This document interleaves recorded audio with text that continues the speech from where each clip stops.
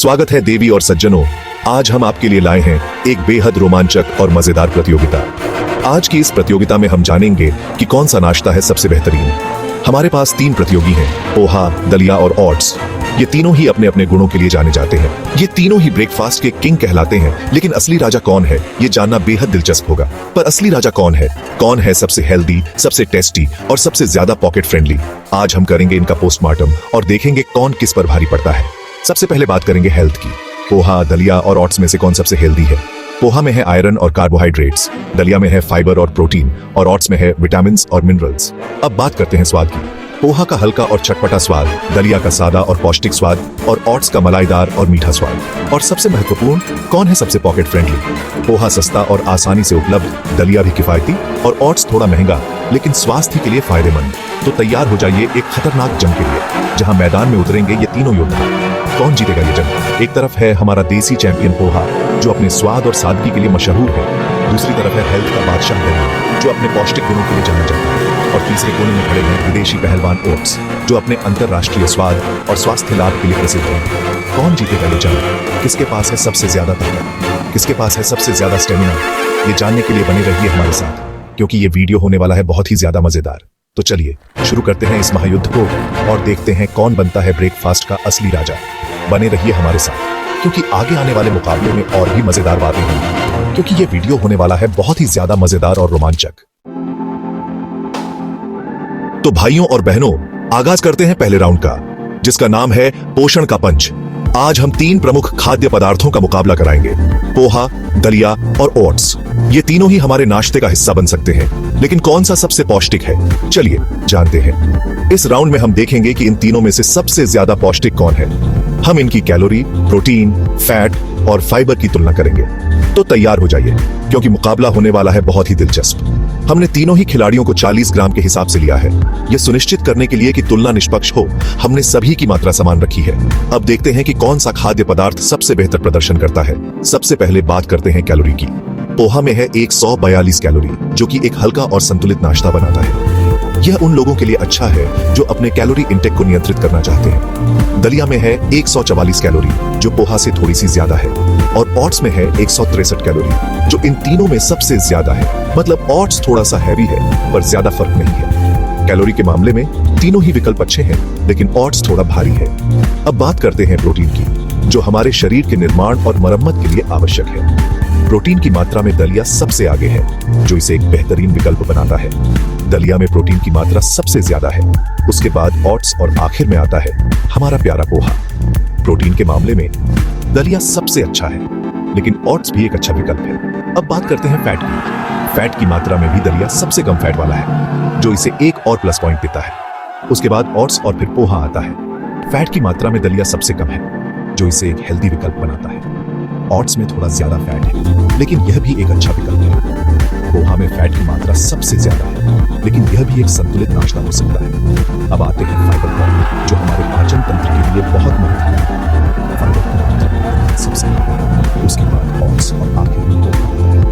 लेकिन असली खेल शुरू होता है फाइबर के साथ। फाइबर की मात्रा में दलिया सबसे आगे, जो इसे एक बेहतरीन विकल्प बनता है। ओट्स भी एक अच्छा विकल्प है, लेकिन पोहा में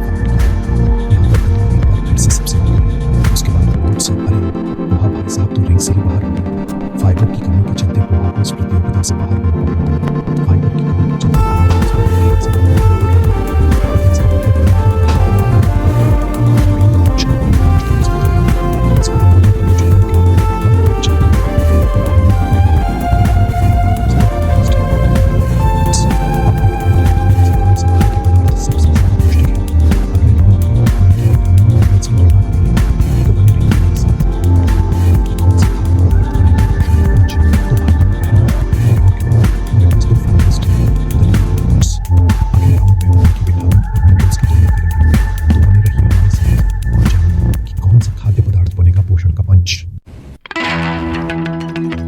अब बारी है दूसरे राउंड की, जिसका नाम है कुकिंग का कहर। इस राउंड में हम देखेंगे कि इन दोनों में से कौन सबसे जल्दी बनकर तैयार होता है। सबसे पहले बात करते हैं ओट्स की।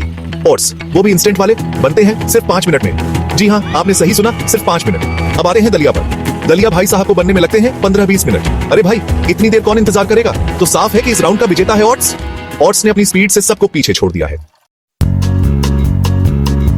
तीसरे राउंड में हम बात करेंगे ग्लाइसेमिक इंडेक्स की। ये एक ऐसा फैक्टर है जो बताता है कि खाना खाने के बाद आपका ब्लड शुगर लेवल कितनी तेजी से बढ़ेगा। दलिया का ग्लाइसेमिक इंडेक्स है 41, जो कि काफी कम है। वहीं ओट्स का ग्लाइसेमिक इंडेक्स है 55, जो कि दलिया से ज्यादा है। इसका मतलब है कि दलिया खाने से आपका ब्लड शुगर लेवल धीरे धीरे बढ़ेगा, जो कि सेहत के लिए अच्छा है। वहीं ओट्स खाने से आपका ब्लड शुगर लेवल तेजी से बढ़ सकता है। तो इस राउंड में दलिया ने बाजी मार ली है। आखिरी राउंड है कीमत का कहर। इस राउंड में हम देखेंगे कि इन दोनों में से कौन ज्यादा जेब पर भारी पड़ता है। दलिया आपको बाजार में 70 से 100 रुपए किलो तक मिल जाएगा। वहीं ओट्स के लिए आपको 150 से 200 रुपए तक खर्च करने पड़ सकते हैं। तो साफ है कि इस राउंड का विजेता है दलिया। दलिया ना सिर्फ हेल्दी है बल्कि किफायती भी है। तो देवी और सज्जनों, आखिरकार यह प्रतियोगिता खत्म हुई। यह एक लंबी और रोमांचक यात्रा रही है, जिसमें हमने कई महत्वपूर्ण पहलुओं पर ध्यान दिया। हमने देखा कि कैसे विभिन्न खाद्य पदार्थ हमारे स्वास्थ्य को प्रभावित करते हैं और किस प्रकार से वे हमारे दैनिक जीवन में महत्वपूर्ण भूमिका निभाते हैं। और हमारा विजेता है दलिया। दलिया ने अपने अद्वितीय गुणों और पोषण तत्वों के कारण यह खिताब जीता है। यह न केवल स्वादिष्ट है बल्कि स्वास्थ्य के लिए भी अत्यंत लाभकारी है। दलिया ने अपने पोषण, ग्लाइसेमिक इंडेक्स और कीमत से सबको पीछे छोड़ दिया है। इसके पोषण तत्व जैसे फाइबर, प्रोटीन और विटामिन इसे एक संपूर्ण आहार बनाते हैं। इसके अलावा इसका ग्लाइसेमिक इंडेक्स भी कम है, जो इसे डायबिटीज के मरीजों के लिए एक अच्छा विकल्प बनाता है। और सबसे बड़ी बात, यह किफायती भी है। लेकिन इसका मतलब यह नहीं है कि ओट्स बुरा है। ओट्स भी अपने आप में एक बेहतरीन विकल्प है। यह भी कई पोषण तत्वों से भरपूर है और स्वास्थ्य के लिए लाभकारी है। ओट्स भी एक हेल्दी विकल्प है, खासकर अगर आपके पास समय की कमी हो।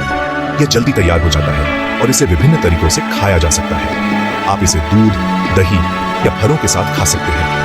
तो आप अपनी पसंद और जरूरत के हिसाब से इन दोनों में से किसी को भी चुन सकते हैं। दोनों ही अपने अपने तरीके से लाभकारी हैं और आपके स्वास्थ्य को बेहतर बनाने में मदद कर सकते हैं।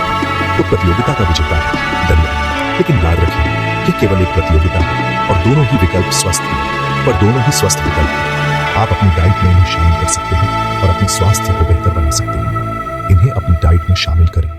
यह सुनिश्चित करें कि आप संतुलित आहार लें और अपने शरीर को सभी आवश्यक पोषण तत्व प्रदान करें। शुक्रिया और अगले वीडियो में मिलते हैं।